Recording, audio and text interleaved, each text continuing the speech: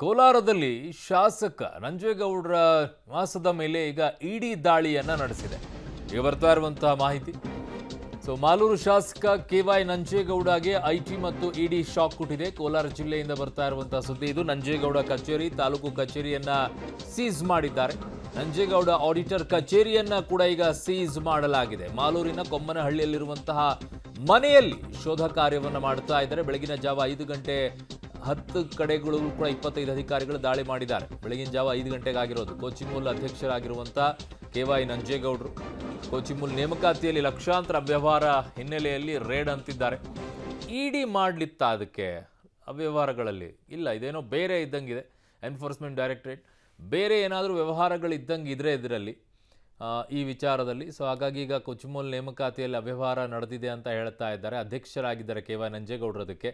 But ಅದಕ್ಕೆ ಇಡಿ ದಾಳಿಯನ್ನು ಮಾಡೋದಿಲ್ಲ. ಇದು ದೇಶ ಮತ್ತು ಬೇರೆ ದೇಶಗಳಲ್ಲಿ ಏನಾದರೂ ವ್ಯವಹಾರಗಳಿದ್ದಂಥ ಸಂದರ್ಭದಲ್ಲಿ ಅತಿ ಹೆಚ್ಚಾಗಿ ಆಗುತ್ತೆ.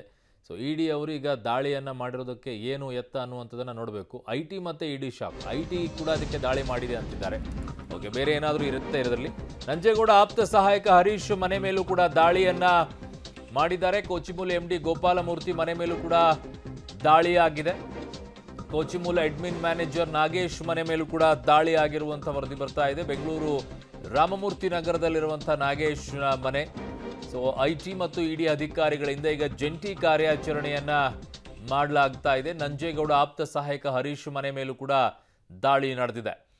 ಮೊನ್ನೆಯ ಹಲವು ಕಡೆ ಭ್ರಷ್ಟಾಚಾರ ನಡೆದಿದೆ ಅನ್ನುವಂಥ ಆರೋಪಗಳೆಲ್ಲ ಬಂದಿತ್ತು. ಅದಕ್ಕೆ ಐಟಿ ಮತ್ತು ಇಡಿ ಎರಡೂ ಜೊತೆಯಾಗಿ ದಾಳಿ ಮಾಡೋದು ಡೌಟ್ ನನಗೆ. ಇದರಲ್ಲಿ ಬೇರೆ ಯಾವುದೋ ವಾಸನೆ ಬಡ್ದಂಗೆ ಕಾಣಿಸ್ತಾ ಇದೆ.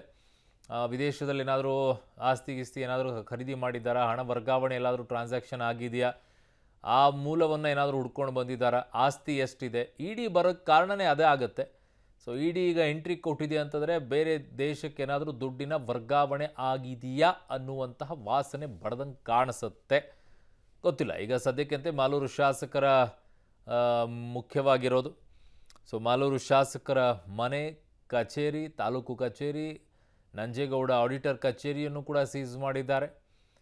ಯಾರೆಲ್ಲ ಈಗ ಅದರಲ್ಲಿ ಮಾಲೂರಿನ ಕೊಮ್ಮನಹಳ್ಳಿಯಲ್ಲಿರುವಂಥ ಮನೆಯಲ್ಲೂ ಕೂಡ ಶೋಧ ಮಾಡ್ತಾ ಇದ್ದಾರೆ. ನನ್ನ ಸಹೋದ್ಯೋಗಿ ಕೋಲಾರದಿಂದ ರವಿ ನನ್ನ ಸಂಪರ್ಕಕ್ಕೆ ಸಿಗ್ತಾ ಇದ್ದಾರೆ. ರವಿ, ಏನೆಲ್ಲ ಅಪ್ಡೇಟ್ಸ್ಗಳು ಬರ್ತಾ ಇದೆ ಈಗ ಈ ಐಟಿ ಮತ್ತು ಇಡಿ? ಇದ್ಯಾಕೋ ವಿದೇಶಕ್ಕೆ ದುಡ್ಡನ್ನು ವರ್ಗಾವಣೆ ಮಾಡಿರುವಂಥ ವಾಸನೆ ಕೂಡ ಬಡದಂಗೆ ಕಾಣಿಸ್ತಾ ಇದೆ. ಇಡಿ ಸುಮ್ಮನೆ ಬರೋದಿಲ್ಲ.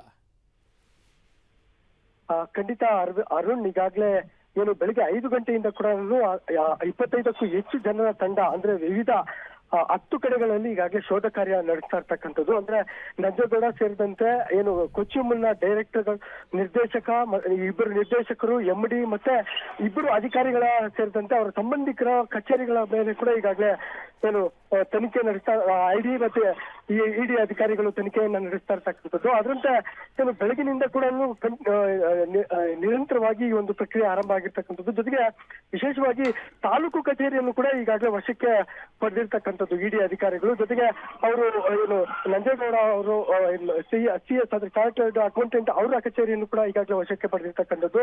ಅಂದ್ರೆ ಈಗಾಗಲೇ ಎಲ್ಲೋ ಒಂದು ಕಡೆ ಅನುಮಾನಗಳು ವ್ಯಕ್ತ ಆಗ್ತಾ ಇರ್ತಕ್ಕಂಥದ್ದು. ಅಂದ್ರೆ ಬೇರೆ ಹೊರದೇಶಗಳಲ್ಲೂ ಕೂಡ ಟ್ರಾನ್ಸಾಕ್ಷನ್ ಇದೆಯಾ, ಅಥವಾ ಈಗಾಗಲೇ ಏನು ಅಕ್ರಮ ನೇಮಕಾತಿ ಕೂಡ ಆರೋಪ ಕೂಡ ಅವ್ರ ವಿರುದ್ಧ ಕೇಳಿ ಬಂದಿತ್ತು. ಅದರಂತೆ ಜೊತೆಗೆ ಫಾರಿನ್ ಟೂರ್ ಕೂಡ ಹೋಗಿ ಬಂದಿದ್ರು ಇವರು. ಅಂದ್ರೆ ಕಳೆದ 3 ತಿಂಗಳ ಹಿಂದಷ್ಟೇ ಫಾರಿನ್ ಟೂರ್ ಅಂದ್ರೆ ಯುರೋಪ್ ಟೂರ್ ಕೂಡ ಹೋಗಿ ಬಂದಿದ್ರು. ಆ ಸಂದರ್ಭದಲ್ಲಿ ಏನಾದ್ರು ಅಕ್ರಮಗಳು ನಡೆದಿದೆಯಾ ಅನ್ನೋಂಥ ಆರೋಪಗಳು ಕೂಡ ಕೇಳಿ ಬರ್ತಾ ಇರ್ತಕ್ಕಂಥದ್ದು. ಅದರಂತೆ ಈಗಾಗಲೇ ಏನು 25ಕ್ಕೂ ಹೆಚ್ಚು ಜನರ ತಂಡ ಈಗಾಗಲೇ ಅಧಿಕಾರಿಗಳು ಏನು ಪರಿಶೀಲನೆಯನ್ನ ನಡೆಸ್ತಾ ಇರ್ತಕ್ಕಂಥದ್ದು. ಜೊತೆಗೆ ಸಾಕಷ್ಟು ಹಣವೂ ಕೂಡ ಸಿಕ್ಕಿದೆ ಅನ್ನೋ ಒಂದು ಮಾಹಿತಿ ಕೂಡ ಸದ್ಯಕ್ಕೆ ಲಭ್ಯ ಆಗ್ತಾ ಇರ್ತಕ್ಕಂಥದ್ದು. ಅರುಣ್, ಎಕ್ಸಾಕ್ಟ್ಲಿ ರವಿ, ತುಂಬ ಧನ್ಯವಾದಗಳು ನಿಮ್ಮ ಮಾಹಿತಿಗಾಗಿ. 3 ತಿಂಗಳ ಹಿಂದೆ ಯುರೋಪ್ ಟ್ರಿಪ್ ಕೂಡ ಹೋಗಿದ್ದಾರೆ. ಏನೋ ವಾಸನೆ ಬಡದಿರುತ್ತೆ ಅದಕ್ಕೆ. ಮೊನ್ನೆ ನಡೆದಿರುವಂಥ ಭ್ರಷ್ಟಾಚಾರದ ವಿಚಾರದಲ್ಲಿ ಏನೋ ಆರೋಪ ಬಂದು ಮಾತ್ರಕ್ಕೆ ಐಟಿ ಬಂದು ರೇಡ್ ಮಾಡುತ್ತೆ ಅಂತ ಡೌಟು. ಕಾರಣ ಐಟಿ ರೇಡ್ ಮಾಡಬೇಕಂದ್ರೆ ಒಂದು 6 ತಿಂಗಳು ಬೇಕು ಅವರೆಲ್ಲ